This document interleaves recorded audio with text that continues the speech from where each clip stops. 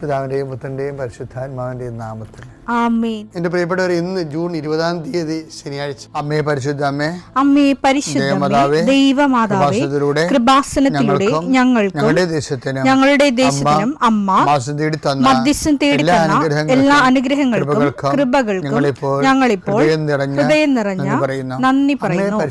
അമ്മേ പരിശുദ്ധമേ, ദൈവമാതാവേ, 2004 ഡിസംബർ 7 ഉച്ചകഴിഞ്ഞ് 2:30 കൃപാസനത്തിൽ സംഭവിച്ച അമ്മയുടെ പ്രത്യക്ഷപ്പെടലിനെ കുറിച്ച് തിരുസഭയ്ക്ക് സമർപ്പിച്ചിരിക്കുന്ന പഠനരേഖകളുടെ മേൽ സഭാത്മകമായ പഠനം ആരംഭിക്കുവാൻ ഞങ്ങൾ പ്രാർത്ഥിക്കുന്നു. അമ്മേ പരിശുദ്ധമേ, ഭൂസ്വർലോകങ്ങളുടെ രാജ്ഞിയായ അങ്ങേയ്ക്ക് ഭൗമസംരക്ഷണത്തിനായി പ്രപഞ്ചപ്രകൃതിയെ തന്നെ തിരുസഭ പ്രതിഷ്ഠിക്കുവാൻ ഈ പ്രത്യക്ഷീകരണം വഴി ഇടയാക്കണമേ. പരിശുദ്ധമേ, ജപമാല മാതാവേ, സകല കൃപാസനം പ്രാർത്ഥനയോടും ചേർത്ത് ഞങ്ങളിപ്പോൾ പ്രാർത്ഥിക്കുന്ന ഈ കുടുംബത്തിന്റെ പ്രത്യേക നിയോഗം പറ മക്കളെ.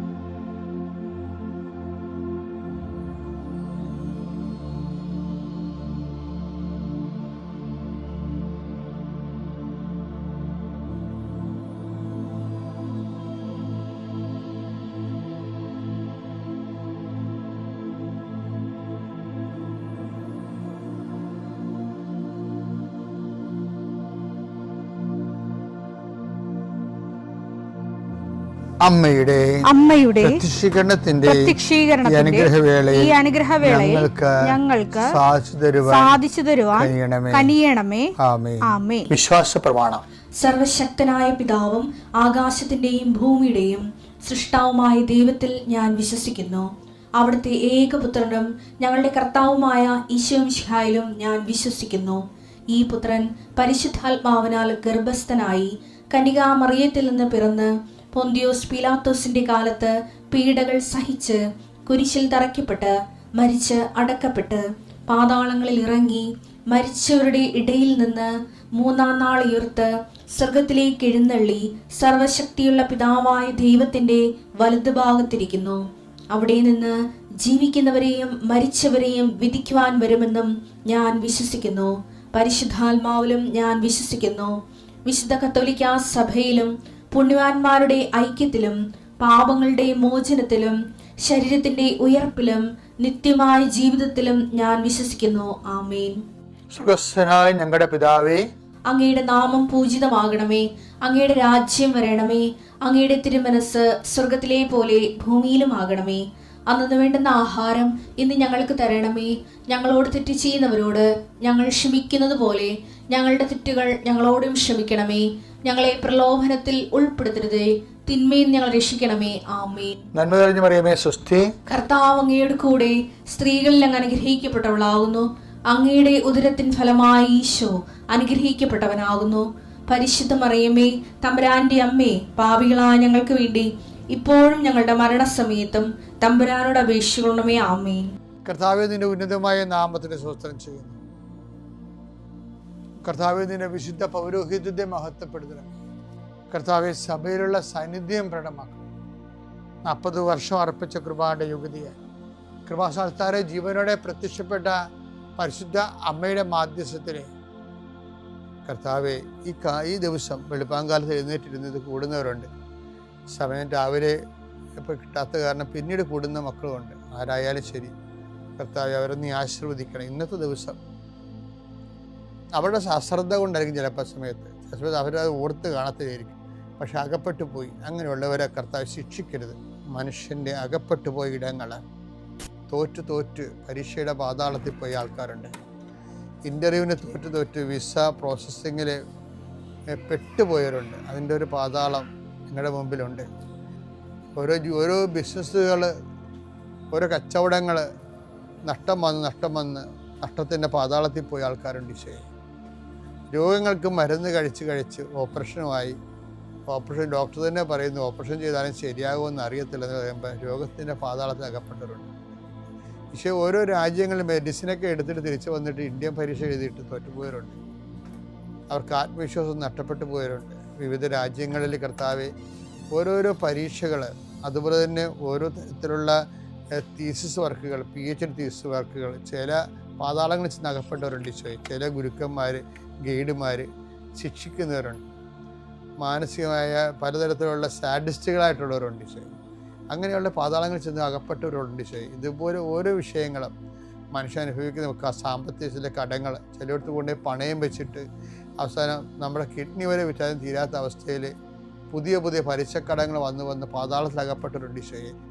അടക്കപ്പെട്ട പ്രതീക്ഷകളെ കർത്താവ് നിൻ്റെ പ്രകാശത്താൽ പുതിയ പ്രത്യാശ നൽകിക്കൊണ്ട് യേശു ക്രിസ്തുവിൻ്റെ നാമത്തിൽ എന്തെല്ലാം വിഷയത്തെ ദൈവവേദനെ നീ ഇന്ന് വേദനിക്കുന്നുണ്ടോ അതെല്ലാം കർത്താവിൻ്റെ നാമത്തിൽ നീങ്ങിപ്പോകട്ടെ എന്ന് ഈശോ നാമത്തിൽ കൽപ്പിക്കുന്നു. നിത്യം പിതാവും പുത്രനും പരിശുദ്ധാത്മാവ് സർവ്വേശ്വര എന്നേക്കും ആമേൻ. എൻ്റെ പ്രിയപ്പെട്ടവരെ, ചില ഇംഗ്ലീഷ് ട്രാൻസ്ലേഷനൊക്കെ നമ്മൾ ഞെട്ടിച്ച് കളയും ബൈബിളിൽ. അത് മലയാളത്തിനേക്കാളുപരി സാധാരണഗതിയിൽ മലയാളം ട്രാൻസ്ലേഷനൊക്കെ വരുന്നൊരു വിഷയം മലയാളത്തിന് ഒരു ജീവിതത്തെ മാറ്റി നിർത്തിയിട്ട് നമുക്ക് ഈ കൊളോണിയൽ ചിന്തകൾക്ക് നമ്മൾക്ക് നല്ല അടിമത്തമുള്ള ആൾക്കാരാണ്. അപ്പോൾ അതായത് നമ്മുടെ കോളനി യജമാനന്മാർ എന്ത് പറയുന്നു അതനുസരിച്ച് ചിന്തിക്കുകയും ആലോചിക്കുകയൊക്കെ ചെയ്യുന്ന, അത് ബൈബിളിൻ്റെ തർജ്ജിമകളിലും അതൊക്കെ വരും, അറിയാതെ വരും. എന്താ ഇങ്ങനെ പറയാൻ കാരണം വെച്ച് കഴിഞ്ഞാൽ ഇപ്പം മനുഷ്യൻ്റെ ജീവിതത്തോട് പുറംതിരിഞ്ഞ് നിൽക്കുന്ന തർജ്ജിമകളുണ്ട്, മനുഷ്യൻ്റെ ജീവിതത്തോട് ആഭിമുഖ്യം കാണിക്കുന്ന തർജ്ജിമകളുണ്ട്. നിങ്ങൾ കൃപാസനത്തിൻ്റെ പ്രേക്ഷിതർ പോകുമ്പോൾ എപ്പോഴും ഓർക്കുക, കൃപാസനം വചന വിശകലനം നോക്കിക്കഴിഞ്ഞാൽ എപ്പോഴും അറിയാൻ എന്താണ്, അത് ജീവിതത്തോട് ആഭിമുഖ്യം കാണിക്കുന്നതാണ്. ജീവിതത്തിൽ പൊരുതുന്ന മനുഷ്യൻ മുറിവുകൾ വകവെക്കാൻ യുദ്ധം ചെയ്യാൻ വേണ്ടി അവന് ആവേശവും ഇന്ധനവും യുദ്ധസ്ഥലങ്ങളിലേക്ക് എത്തിച്ചു കൊടുക്കുകയാണ്. ശരിക്കും ഗോലിയാത്തിനെ കൊല്ലണതിന് മുമ്പേ ദൈവം ഗോലിയാത്തിനെ കൊല്ലാൻ ഏൽപ്പിച്ച ആരെയാണ് ഏൽപ്പിച്ചത്? യുദ്ധസ്ഥലത്ത് അപ്പവും കൊണ്ടുപോയവനാണ്. ഞാൻ പലപ്പോഴും ഞാൻ എന്താ സംസാരിക്കണമെന്ന് ഞാൻ കർത്താവിനോട് ചോദിച്ചിട്ടുണ്ട്. അപ്പോഴൊക്കെ എൻ്റെ മനസ്സിൽ ഒതുക്കണം, നീ ദാവീദാണ്, നിൻ്റെ പണി യുദ്ധസ്ഥലത്ത് അപ്പവും കൊണ്ടുപോവുകയാണ്. കാര്യം യുദ്ധം ചെയ്യുന്ന സ്ഥലത്ത് അപ്പവും കൊണ്ടുപോകും. അവനെയാണ് ഗോലിയാത്തിനെ കൊല്ലാൻ വേണ്ടി ഏൽപ്പിക്കുന്നത്.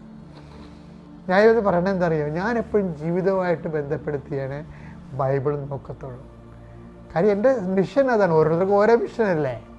ഉദാഹരണത്തിന് ഈ എഫേസ്യൻസ് വായിച്ച്, എഫേസ്യൻസ് 4:29 വായിച്ച്, നിങ്ങളുടെ അധരങ്ങളിൽ നിന്ന് തിന്മയുടെ വാക്കുകൾ പുറപ്പെടാതിരിക്കട്ടെ. കേൾവിക്കാർക്ക് ആത്മീയ ചൈതന്യം പ്രദാനം ചെയ്യുന്നതിനായി അവരുടെ ഉന്നതിക്കുതകുന്ന വിധം നല്ല കാര്യങ്ങൾ സന്ദർഭമനുസരിച്ച് സംസാരിക്കുവിൻ. അവരുടെ കേൾവിക്കാരുടെ ഉന്നതിക്കുതകുന്ന വിധമായിരിക്കണം കർത്താവിൻ്റെ വചനവും.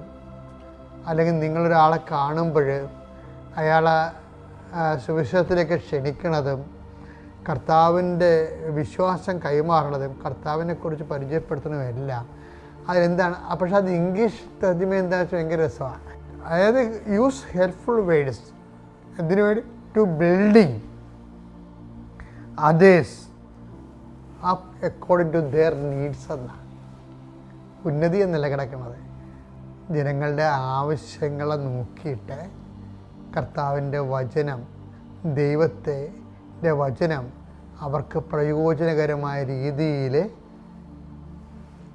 അവർക്ക് പ്ലേസ് ചെയ്ത് കൊടുക്കും.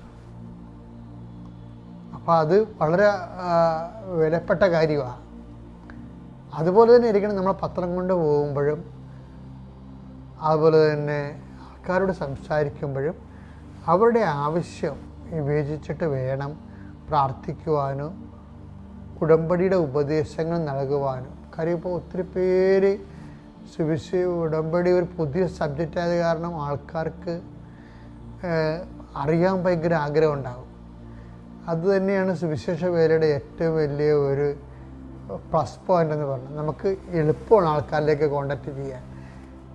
അപ്പോൾ കാര്യം അങ്ങനെ ചെയ്യുന്ന ആയിരങ്ങളുണ്ട് ശരിക്കും സുവിശേഷ വേല ചെയ്യുക. അപ്പോൾ ചെയ്യുമ്പോൾ ഓർത്തേക്കുന്ന ഇതാണ്, മറ്റുള്ളവരുടെ നീഡ്സ്, അതായത് കർത്താവിൻ്റെ വചനത്തിലില്ലേ, help those who have all kind of troubles. അതായത് 2 കൊരിന്തോസ് 1:4 ദൈവം ഞങ്ങൾക്ക് നൽകുന്ന സാന്ത്വനത്താൽ ഓരോ തരത്തിലുള്ള വ്യതകൾ അനുഭവിക്കുന്നവരെ ആശ്വസിപ്പിക്കാൻ ഞങ്ങൾ ശക്തരാകേണ്ടതിന് ഞങ്ങൾ ദൈവത്തിൽ നിന്ന് അനുഭവിക്കുന്ന അതേ ആശ്വാസം തന്നെ അവരും അനുഭവിക്കേണ്ടതിനും അവിടുന്ന് ഞങ്ങളെ എല്ലാ ക്ലേശങ്ങളിലും സമാശ്വസിപ്പിക്കുന്നു. പ്രേക്ഷിതരുടെ ഉദ്ദേശം എന്താണ്? നിങ്ങളെ ഉടമ്പടിയെ നിങ്ങളുടെ അതാത് ദിവസത്തുള്ള ആവശ്യങ്ങൾക്ക് വേണ്ടി മാത്രമല്ലാതെ help those who have all kind of troubles, മറ്റുള്ളവരുടെ ട്രബിൾസ് എന്താണെന്ന് മനസ്സിലാക്കിയിട്ട് അതിന് പ്രാർത്ഥന വാഗ്ദാനം ചെയ്യുകയോ നമുക്ക് കൊണ്ടുപോകുന്ന ഉപദേശങ്ങളും നിർദ്ദേശങ്ങളും നൽകുകയോ ചെയ്തുകൊണ്ട് അവരെ ആ വിഷയത്തെ അഡ്രസ്സ് ചെയ്യണം. എന്തിന്? ദൈവനാമത്തിൽ. അപ്പോൾ നമ്മൾ ദൈവനാമത്തിലാണ് ചെയ്യണമെന്നുണ്ടെങ്കിൽ പിന്നെ നമ്മൾ പറയുന്ന ഉപദേശം പോലും ഫലിപ്പിക്കുന്നത് ആരാ? ദൈവമാണ്. അയ്യോ ഞാനെന്ത് പറയാനാണെന്നല്ല, എന്നിലൂടെ കർത്താവ് എന്ത് പറയും. അപ്പം നമ്മൾ പറയണത് നീ കർത്താവിൻ്റെ കൃപയിൽ ആശ്രയിച്ചാണ് പറയണമെന്നുണ്ടെങ്കിൽ അത് അവർക്കത് പ്രയോജനമായിട്ട് മാറും. ഇതിനകത്ത് എന്താ കാര്യത്തിൽ നമ്മൾ ബുദ്ധിപരമായിട്ട് ഒരാളോട് സംസാരിച്ച് അയാൾക്ക് ആശ്വാസം ഉണ്ടാകണം അല്ല വിഷയം. നമ്മളോട് സംസാരിച്ച് തീരുമ്പോൾ നമ്മൾ പറയുന്നതിൻ്റെ അകത്ത് വലിയ കഴമ്പോ കാമ്പോ ഇല്ലെങ്കിൽ പോലും അവർക്കൊരു ആന്തരിക ശക്തി ലഭിക്കും. അതാര് കൊടുക്കുന്നതാണ്? ദൈവം കൊടുക്കുന്നതാണ്. പിതാവിൻ്റെയും പുത്രൻ്റെയും പരിശുദ്ധാത്മാവിൻ്റെയും നാമം.